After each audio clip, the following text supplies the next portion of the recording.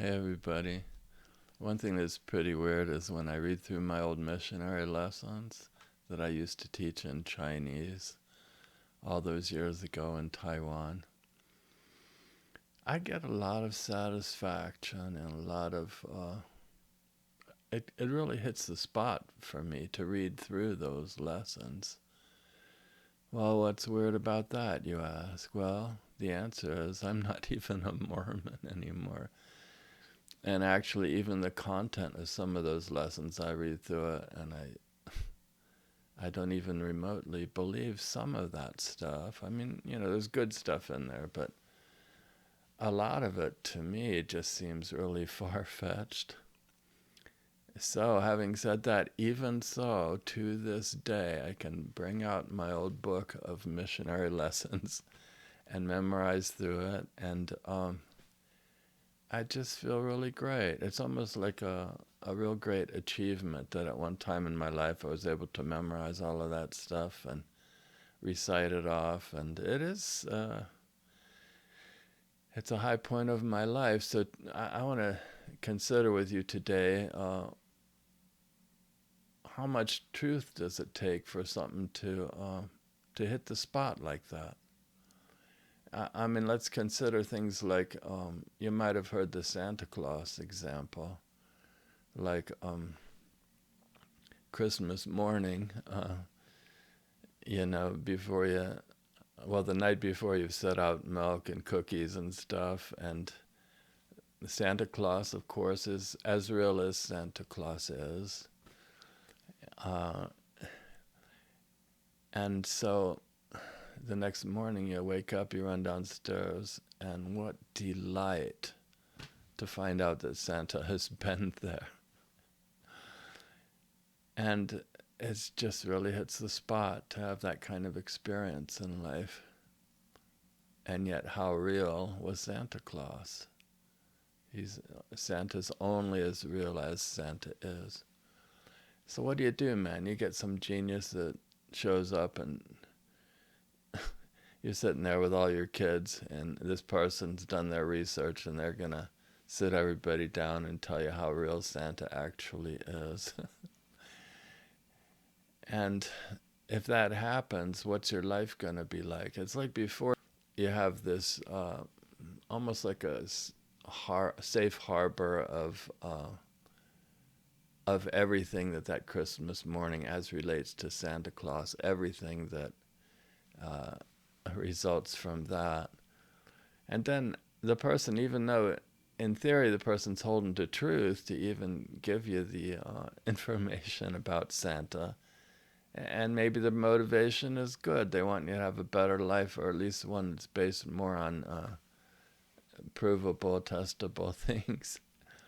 So they try to do you a favor by telling you, making sure you know how real Santa Claus is. And then what happens? You go from having that safe harbor, that wonderful Christmas morning experience of, stockings that are going to be filled and cookies and all that you set out for Santa, and just the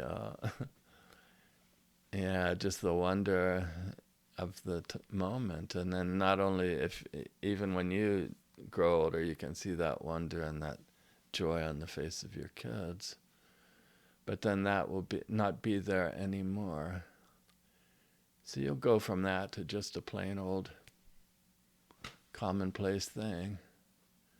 You'll be sitting there thinking, gee, I wonder why my life isn't more fun, more interesting than it's been when I was a kid, when there was still all that magic and wonder. So I think it's the same with the different religious studies too. Man, it's just hard to know, because if you look too closely at some of these religious claims, it might be like very closely studying everything about Santa Claus. Yeah, so I don't know what to tell y'all, because I like the idea that a person can keep all the joys of the best times of their lives, and especially if it's something that works, without the disappointment and like that. But then again, man, uh, then again, does it do them favors to make sure they have an accurate understanding of what's all involved with Santa and like that? You know, the Taoists, they have this saying in the Tao Te Ching that says that the valley spirit never dies, and that it's in the mystical tradition. It's very similar to the straight and narrow way. The idea of, well, a valley spirit, it's like there's something on one side, something on the other, and between the two is a place of rest. You know, I wrote about that in some of my on my website, PrestonFlat.com. But that straight and narrow way, you can find that. I've found that you can find that in the midst of things that are real, but also, this is pretty wild, you can also find it in the midst of things that are not real, things that are man-made and made up. And I think the best example I can probably give you of that would be like if you're at an amusement park and you're on this really cool, like a log ride, you know, where they have this raft, that the main selling point of the whole thing is that the raft is made of the best, rarest, most amazing wood in the entire world. I mean, that's the selling point. And you jump on that raft in this amusement park and you're just flowing right along, man, getting full value out of it. And you decide to become a missionary for that amusement park, and you're promoting and telling the great virtues of that raft and the material that it's made out of. And in fact, your whole life becomes based on that, because it is such a satisfying, wonderful experience being in that park and zipping along, and you know, you feel the wind in your hair and the refreshment of the water coming up and everything. And then one day you look down and you scratch the surface of the raft and you find that it's made out of fiberglass or fiberglass, like fiberglass. What in the heck do you do? Because the whole foundation of that experience, what makes that ride different from all the others, is the unique material of that raft that you're on. And then to find out it's just man-made fiberglass, what are you going to do now? Do you just turn away from it and stuff? And so this idea that the valley spirit works whether something's made up or not, it applies in this example, because you can still sit on that raft just as it's been, except for the scratch. You can still zip along through the amusement park, wind in your hair, feeling a lot of joy and a lot of satisfaction.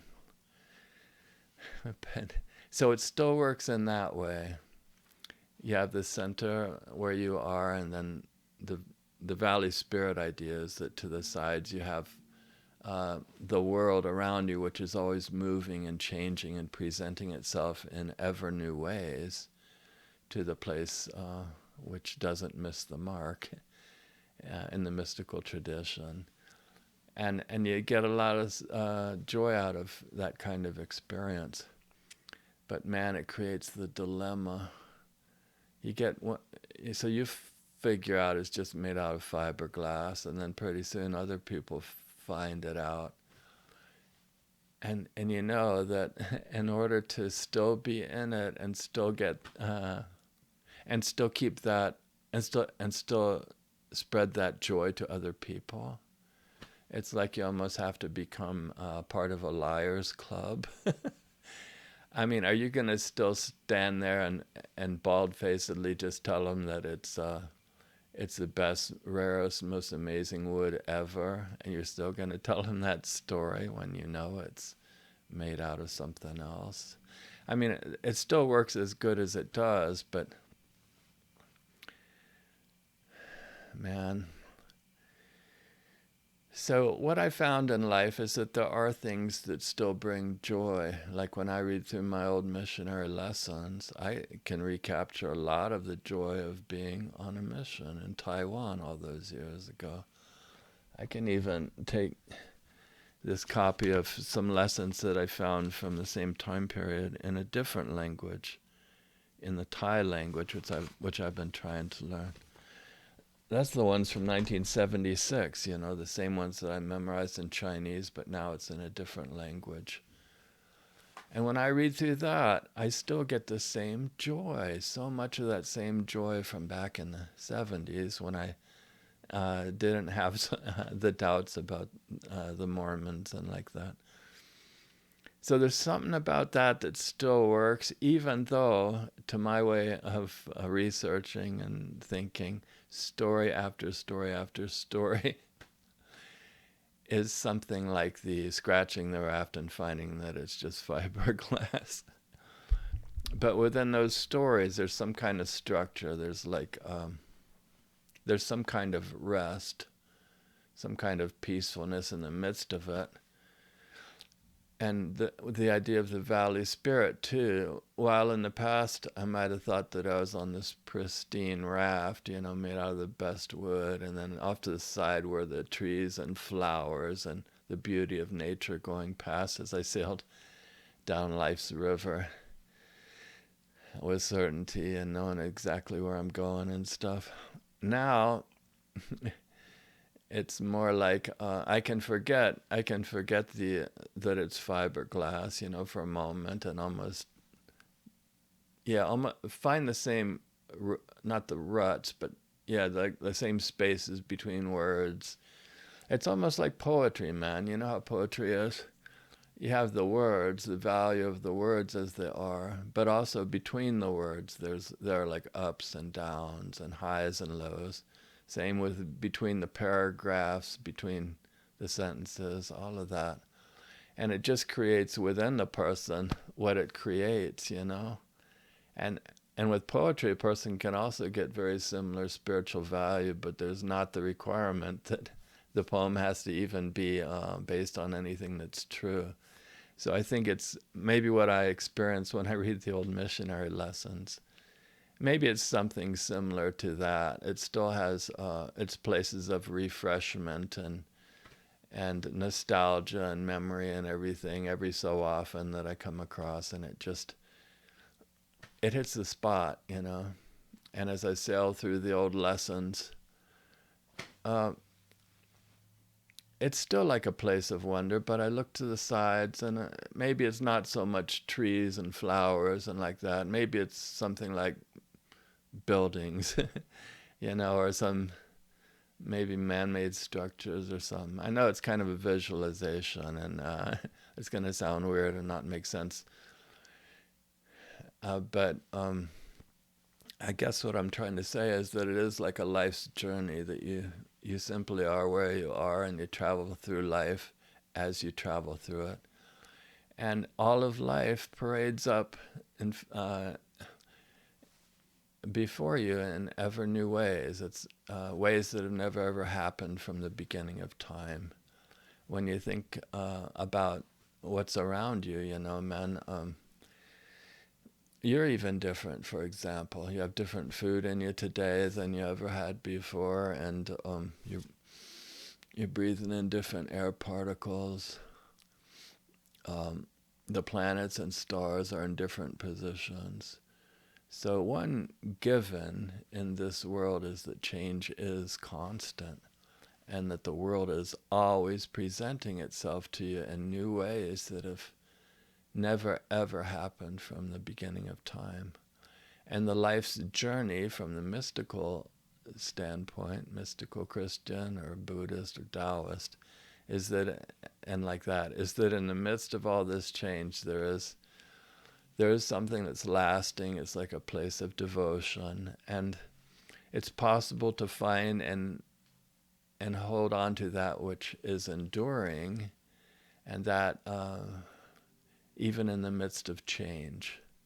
And so that's kind of the similar thing that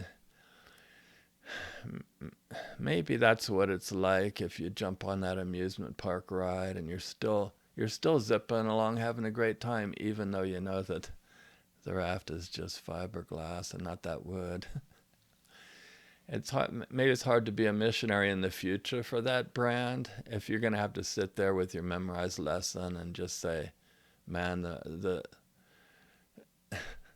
detractors are trying to say that this raft is made out of fiberglass, but we know it's really the rarest wood. Yeah, that's a challenge, a dilemma. You don't want to have to lie to be in good standing in the group. You don't want to have like a liars club to be in it. But still, when all the analysis comes and goes, each thing simply works as well as it works, right? Um, and And so in the mystic tradition, there's value to simply learning to like meditate, learning how to do this one Christian practice of establishing the Christian yoke uh, or a Christian cross, mystical cross, which is, it may seem like it's a distraction, but it's not. It basically uses the frame of the human body to establish the equivalent of an old-fashioned scale, right? And then the practice is simply not to lean, no matter what the appearance of the world may be. If you can set up the frame of the human body as a scale, then when the world presents itself to you, there's the common thing of leaning towards what you want. That's called affinity. Or away from what you don't want. That's called aversion. But between the two, between leaning toward what you want or leaning away from what you don't want, is the place of steadiness. And so you can actually use the frame of the human body to set up this old-fashioned scale by gathering 2 points, one on the right, one on the left, and having gathered those points, abide in the midst of them, knowing what is in the midst of them. And no matter what the appearance of the world, surfing and holding to this one good thing, which in mystical traditions is called abiding in me. And leaning not unto your own understanding. And so it's kind of a mystical way to look at it, which is going to be kind of weird sounding if you haven't studied mysticism. But really, in all the traditions that I have looked at, all the different mystical traditions, it's just the same thing. It's just a place of the heart, the straight and narrow way that you hold to. So I know that's kind of long-winded, but in summary, man, I think the Santa Claus story has value. But what if just from top to bottom, story after story is not dependable? It's just BS. Then what do you do? Then, man, it might be time to turn to nature and maybe something more dependable, because you can find that what it says in the Tao Te Ching, the valley spirit that never dies, you can find that in many places in life. In nature, nature is dependable. Of course, nature is always changing too, but at least in the midst of that change, each thing is, it will seem more like it's just God's natural creation, without a whole lot of people messing with it and changing it around and making it something different. You want to find something that man hasn't messed with. Something that man's philosophies and man's ignorance hasn't messed with, and nature's there. Nature was there before so much of what man has done, before that even showed up on the scene. And long after humans are gone, nature is still going to be there. So it's a source of regeneration, rejuvenation, and peace. So I'd say a walk in nature, maybe learn something like Tai Chi, learn to meditate, and if something hits the spot, maybe just consider how usable it still is. And that's what I do as a non-Mormon. Even though so much of these lessons, I don't even believe in them anymore. When I read through them, man, I get the fulfillment, very much the similar fulfillment as to what we had back in the 70s. Seems weird, doesn't it? That I could be memorizing off and remembering these stories that are just so fables, didn't even prove out the way I thought they were, but somehow they're like the Santa Claus story, I guess. Somehow it's like Christmas morning and I'm just reading through Rudolph with his nose so bright, lighting up and stuff. Of course, I know I have my doubts about Rudolph's nose lighting up, but yet it still hits the spot. And so maybe not just the Mormons, but with other groups, man, each thing works as good as it does. And if you're thinking of bailing, maybe as you look through it all, maybe just find the things that still hit the spot to some degree. And don't just do a knee-jerk turning from it and having nothing left, nothing else that hits the spot in a similar way, I mean, you can still jump on that fiberglass raft, zip along with the wind blowing through your hair, and just realize I'm in this man-made amusement park. But it still goes from point A to point B, and it's fulfilling. And then when you finish that ride, you can look around and find one where the raft tests out as you would expect, and there really are flowers and trees along the side instead of man-made structures, and zip along through that with the wind blowing through your hair and feeling good as before, but always going from always holding to truth wherever you can find it, So the one thing didn't quite work out, no big deal, just keep surfing truth, man. And the thing that I developed called How to Mystically Surf or Skateboard Without a Board, that's what I was telling you about, with the idea of gathering 2 points and holding to the center. And it matches a lot of the mystical traditions, but I did an article on that and a video on it too, if you want to look for it, How to Mystically Surf or Skateboard Without a Board. Anyway, thanks for sitting through today's lecture. I hope you liked it, and be sure to subscribe if you will. Thank you. Bye.